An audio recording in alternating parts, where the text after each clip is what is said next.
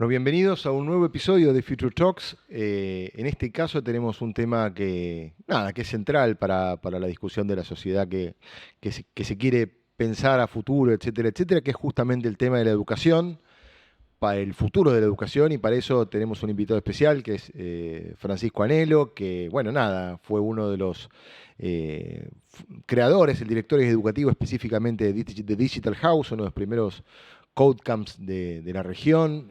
También estuvo a cargo del área educativa de Left Network, capacitando miles de personas en nuevas herramientas tecnológicas, y hoy es el director de la maestría de Business and Technology en la Universidad de San Andrés. La verdad que para mí es un lujo tenerlo a Fran acá, porque es una de las personas que más sabe de la vinculación entre tecnología y educación, justamente uno de los temas centrales. Así que, Fran, muchísimas gracias por estar hoy con nosotros. Bueno, gracias a vos, Fer, por la invitación. La verdad, muy contento de estar. Fran, hay una frase famosa de Paulo Freire que dice esto de que la educación no cambia el mundo, pero que sí cambia a las personas que cambian al mundo, ¿no? Hoy uno siente o piensa, o todo el tiempo piensa que la educación es tradicional, la escuela a la que vamos, etcétera, etcétera, quedó un poco vieja frente al avance tremendo de las tecnologías. Me imagino que esta pregunta te la hicieron mil veces, pero vos, ¿qué pensás de eso? Sí, sin duda, de hecho hay varios expertos que mencionan si uno entrara, una persona que se quedó en el tiempo en un coma durante 40 o 50 años, entrara hoy a un quirófano o entrara a un estudio de televisión o entrara a otro lugar, encontraría algo muy distinto y sin embargo en un aula probablemente encuentre algo muy parecido con todos los alumnos mirando hacia el frente, con un profesor, con una especie de pizarra a lo que es hace más de 200 años. Entonces, sin duda, es algo que por supuesto que hay cada vez más cambios que se vienen y que están sucediendo, más o menos visibles. ¿Por qué cuesta tanto en educación cambiar, digamos? ¿Por qué vos sentís que, es decir, me imagino obviamente habrá rigidez de algunos profes, de algunas cosas, pero digamos en general, como decís vos, llevamos 300, 400 años enseñando de la misma manera un compendio de contenidos y ahora estamos frente a una avalancha tecnológica que pone en crisis todo eso, ¿no? Sí, yo creo que una parte es la inercia del sistema que está hecho para replicar conocimientos que fueran eficientes y útiles para crecer la sociedad y el mundo desde hace muchos años. O sea, funcionaba esto de enseñarle a las generaciones más jóvenes lo que las generaciones mayores usaron o aplicaron para su vida adulta. Y ahora eso empieza a ponerse en crisis. Muchos de esos conocimientos de la vida adulta ya no son tan eficientes o útiles con el contexto de cambio tan veloz. Y por otro lado, las generaciones jóvenes demandan otros conocimientos o encuentran el aprendizaje, el conocimiento en otros lugares. Con la experiencia de Digital House, por ejemplo, ustedes no solo usaron la tecnología, digamos, o herramientas tecnológicas para enseñarle a la gente, sino justamente hablaron de un tema como era la programación en ese momento, digamos, que era bastante incipiente cuando comenzaron, y que eso me imagino que tenía unas particularidades, unas dificultades muy especiales, digamos, no existía tanta experiencia, porque vos hablabas de esto de que enseñamos lo que le funcionó a una generación anterior. Bueno, en esto y también en tu trabajo en Aleph, Sí. tuviste que encarar temas que no eran tradicionales de la educación, digamos. Sí, lo lindo de esa experiencia de la fundación de Digital House en ese momento era buscar expertos y personas que trabajaban en la industria digital, en grandes compañías que estaban innovando, que estaban haciendo cosas de gran escala y a nivel mundial, y traerlos a compartir ese conocimiento con otras personas que querían entrar en ese mundo. No importaba el background que tenían, no importaba la experiencia previa, el conocimiento previo que tuvieran los que venían a estudiar, sí importaba brindar las herramientas técnicas y el espacio para intercambiar y entonces sí, de manera pedagógica, o sea, transformar ese conocimiento en algo que podían saber otras personas y transmitirlo y traducirlo en habilidades bien prácticas. Ahí está el tema de las habilidades, ¿no? Es decir, yo tengo un amigo que tiene una frase que a mí me gusta mucho, que es, si sos un choto para googlear, te jubilás con la mínima, ¿no? Él dice, pero obviamente hoy no sería googlear, sino sería promptear probablemente, pero digamos, esto de, está el contenido disponible para todos, accesible para todos, pero en el medio tiene que estar el educador, ¿no? Sí, ahí hay yo en eso, mis colegas educadores y expertos dicen que la inteligencia artificial no va a reemplazar al docente. Yo creo que en sentido amplio y no es políticamente correcto, pero ya lo reemplazó. O sea, cuando uno quiere, lo que vos decías recién, buscar una información o conocer algo, saber más sobre algo, hoy las generaciones jóvenes no le preguntan a un experto, le preguntan a una inteligencia artificial o le preguntan a Google y buscan esa información ahí y con eso es suficiente. O lo traen de TikTok o lo traen de otras generaciones, de otras plataformas. Entonces, la verdad es que eso es un cambio muy, muy grande, ¿no? El acceso a información, el acceso a conocimiento y la capacidad de aprender enfocada y desarrollada y canalizada en lugares donde no es el aula, no es el lugar tradicional de la educación formal. Eh, Ahí la pregunta es, a ver, yo veo la experiencia de Academia Scan, que es algo que me gusta mucho, ¿no? Esto de enseñar matemáticas, que fue tan complejo y hoy que llega a miles de personas a nivel mundial. Ellos fueron los primeros, tal vez, en animarse a plantear esto que vos estás diciendo, decir, bueno, la inteligencia artificial no compite con los profes, sino que puede ser un tutor que acompañe, y crearon algo que se llama Camigo, creo, que es una especie de inteligencia artificial que acompaña a los alumnos en su proceso, ¿no? Educativo. Exacto, sí, lo hicieron. O sea, una forma amigable de entrar en el sistema formal con inteligencia artificial y herramientas útiles es entrar del lado de los docentes, entonces acercarle estas herramientas para que el docente tenga, por ejemplo, un agente que es un motor de inteligencia artificial, un chat educado para hacer algo en particular, un agente que te ayude a evaluar o que te ayude a crear clases interactivas o que te ayude a crear quizzes, preguntas y respuestas, o que te ayude. Y con esas herramientas pequeñas encapsuladas, le trajeron a los docentes cosas que les servían para hacer más rápido, más ágil, más productivo su día a día.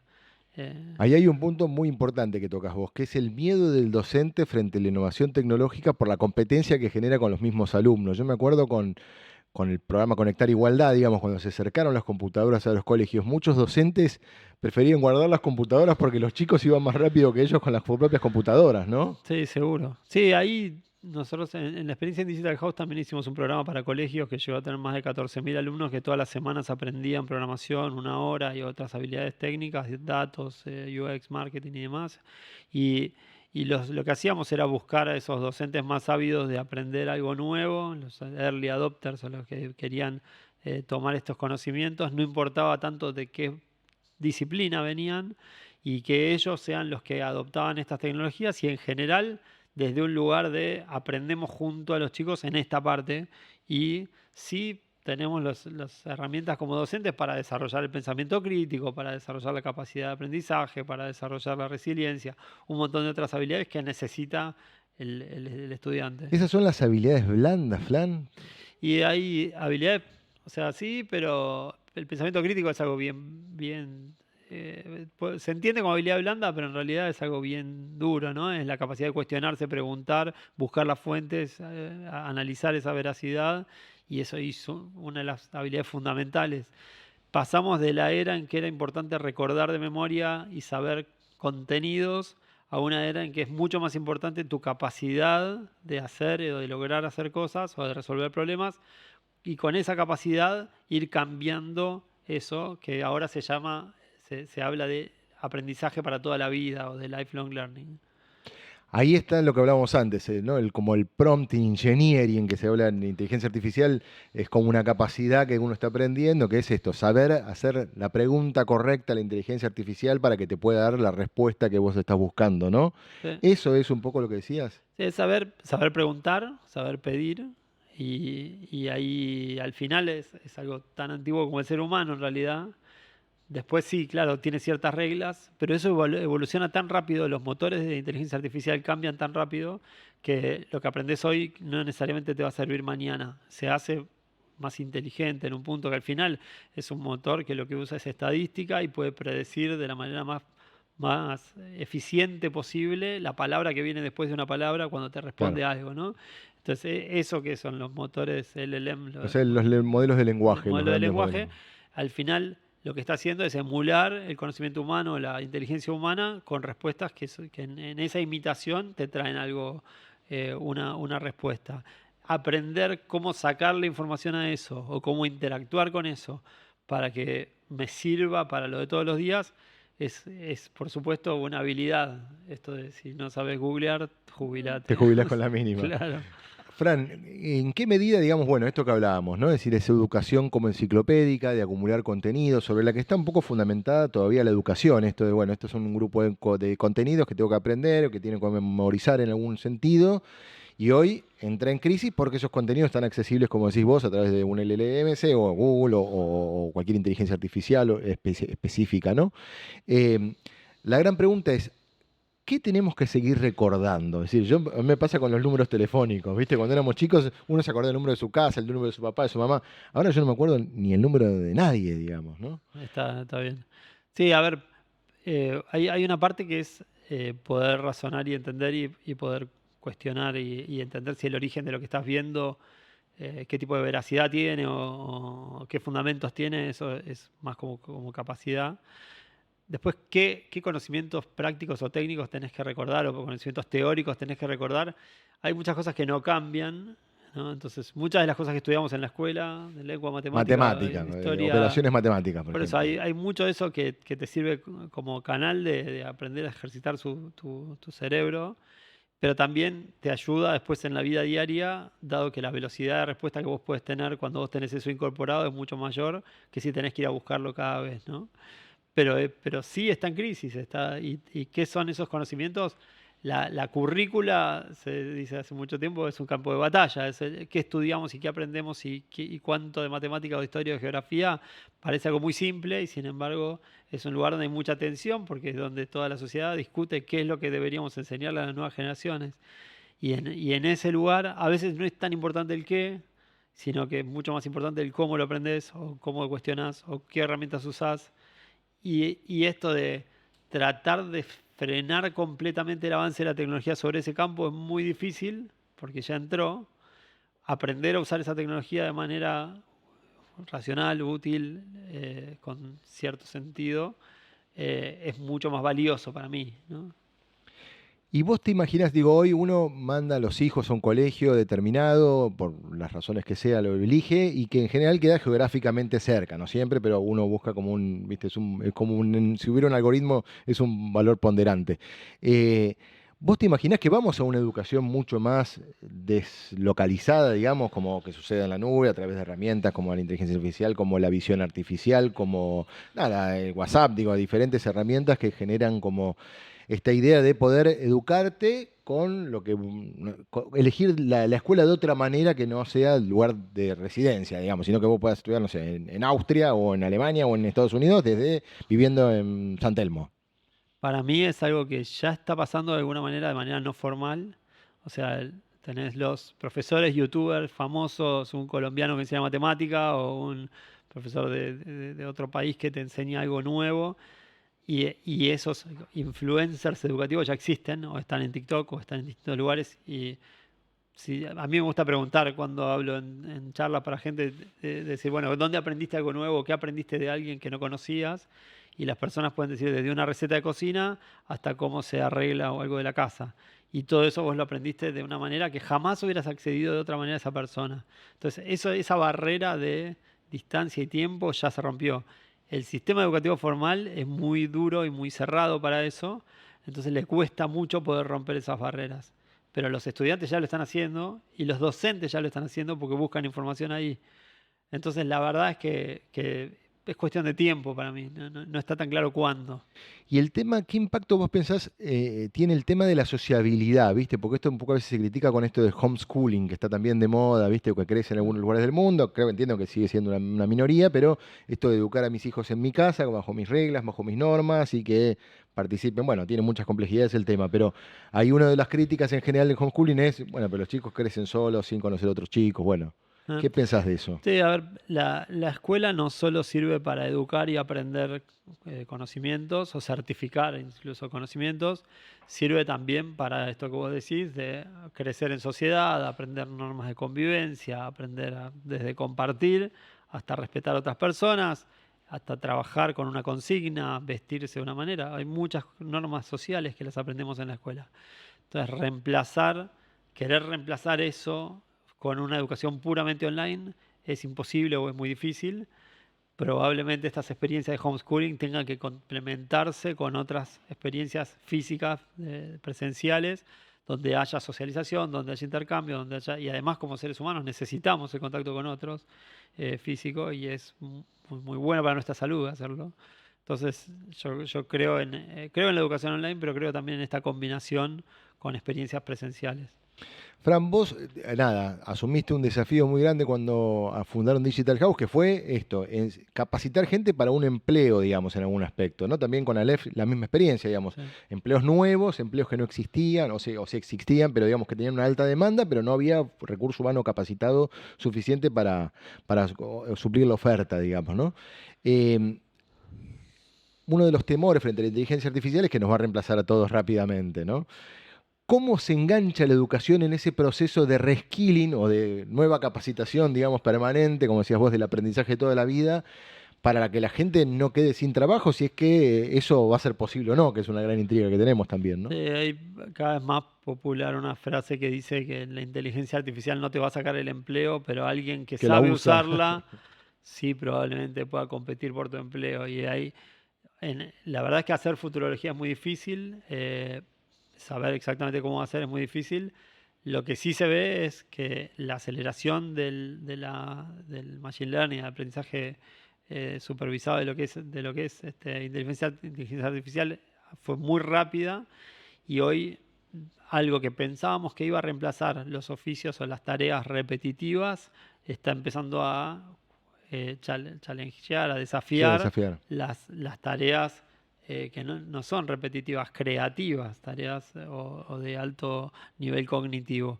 Entonces, sin duda que los que trabajamos en la economía del conocimiento o en cuestiones que tienen que ver con lo cognitivo, necesitamos adaptarnos a estas herramientas nuevas. Después decir con seguridad cómo va a ser esa evolución es muy difícil. Sí, lo que está claro es que no te puedes quedar afuera de aprender a usar estas herramientas. Y por suerte hoy están muy al alcance de la mano. O sea, un teléfono con internet, hoy la mayoría de las plataformas de inteligencia artificial son gratuitas, tienen una versión gratuita que ya se puede usar y que hay que aprender cómo se usa para aprovecharla para tu día a día. Y vos ves, digo, esta estructura educativa que tenemos, de jardín, primario, secundario, o eje 3, digamos, yo sé que cambió, universidad o terciario, digamos, los estados deberían estar pensando en nuevos esquemas de educación, pensando un poco en esto que vos decís de la educación para toda la vida, o la necesidad permanente de esto, de reaprender cosas nuevas para poder ir corriendo un poco la tecnología. ¿Vos te imaginás un proyecto pedagógico diferente desde el punto de vista del Estado, digamos que es el Eh, principal actor de educación en general? En mi tarea, en mi rol en Aleph, tuvimos la oportunidad de conectarnos con gobiernos y con personas de distintas partes del mundo, desde Arabia Saudita, Dubái, hasta Estados Unidos o Marruecos o Egipto, y grandes estados que están con esta misma problemática, ¿no? Dicen, estamos educando para un mundo que cambia muy rápido, las personas necesitan otras habilidades, la brecha entre el mundo laboral y el mundo de educación formal se abre en vez de acercarse, entonces necesitamos ayornar estos aprendizajes y traer eso que necesita el mercado laboral a nuestras aulas. Entonces, con esa dificultad, los puentes que tiene que tender, San Andrés en este caso lo está haciendo, los puentes con la industria, distintas industrias de tecnología o de lo que sea que sea la industria, y traer profesores expertos que estén aplicando y trabajando como practitioners en esa área y traer ese puente con qué es lo que está demandando el mercado es fundamental, pues no se puede seguir educando en cuestiones abstractas que funcionaron en el pasado y no tener en cuenta esto de que lo rápido que está cambiando la demanda, ¿no? Eso funcionaría un poco en el marco, entiendo, de la educación terciaria, ¿no? La educación para el trabajo, como que ese es el Sí. bloque que habría que reformular bastante sistemáticamente, ¿no? Seguro, y después si pensás en jardín, primaria, secundaria, hay ciertos ejes, aprender a leer y escribir, aprender matemática, aprender a razonar, aprender a resolver problemas, hay cuestiones que seguro las vas a tener que aprender. Yo soy amigo y de hecho parte de los proyectos que hicimos fue traer también cuestiones prácticas del mundo real a los chicos desde muy pequeños y que ellos los puedan usar aplicar como proyectos y aprender basados en esos proyectos la aplicación o el uso práctico de eso que les desarrolla otras habilidades también. Entonces si es desarrollar un producto digital, si es desarrollar una campaña, si es desarrollar, y que eso que están aprendiendo a hacer, que lo usan los adultos, pero que los chicos lo pueden usar, no sean solo usuarios de esa tecnología, sino también que puedan crearla. Entonces eso es algo para mí fundamental, ¿no? De cómo haces ese puente desde muy chicos y pasando por los docentes y con los docentes cómo acompañando ese proceso. Fran, y bueno, habitualmente hablamos de, viste, de la escuela, etcétera, etcétera, pero la universidad yo siento que también por primera vez está como en cuestionamiento, un poco por esto que vos contás, por estas experiencias que vos marcaste. Alguien dice, el otro día me decía alguien de recursos humanos, me dice, por primera vez en mi vida estoy trabajando por una gran empresa que me pide gente que no esté graduada en la universidad, sino que tenga otro tipo de habilidades, ¿no? Esto de, por ahí hago un curso de 6 meses y aprendo Python, o 3 meses y aprendo Python, y consigo mucho mejor trabajo que siendo hasta ingeniero informático, ¿viste? O ingeniero o licenciado en comunicación o lo que sea, ¿no? Es Sí. decir, está como en crisis esta idea de sentarte 5 años a estudiar en una universidad una carrera, porque también las profesiones empiezan a ser laxas y débiles, como hablábamos recién, ¿no? Sí, para los planes de estudio que no se ayornaron, por supuesto que es una crisis muy profunda. Todavía la correlación entre estudios, el nivel de estudios máximo alcanzado y el nivel de ingreso, por ejemplo, de las personas sigue siendo positiva y entonces si vos estudias más, lo Gana más más. probable es que ganes más y que te vaya mejor. Sin embargo, claro que lo que te decía antes, o sea, las universidades necesitan actualizar sus planes de estudio, su planta docente, los conocimientos que transmiten y acercarse al mercado de trabajo. Y además también a la investigación e innovación, no solo a lo práctico, sino también a lo teórico. Por otro lado, el otro punto fuerte que está en crisis es las acreditaciones, la certificación. ¿Quién avala que vos Claro. sabés algo, ¿no?